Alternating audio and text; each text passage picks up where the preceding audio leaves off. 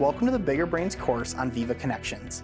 My name is Tim Blake and I'm a Microsoft certified trainer, and I have facilitated training sessions for the Microsoft community globally.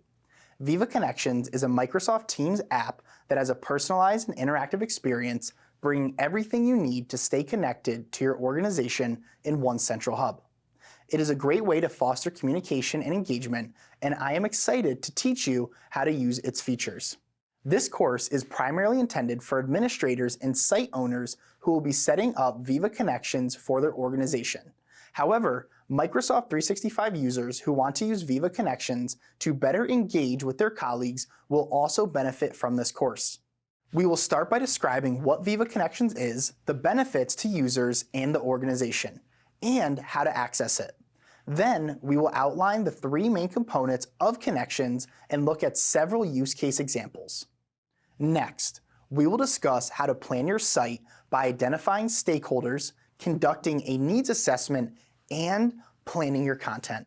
From there, we will review requirements and prerequisites and configure our Viva Connections experience.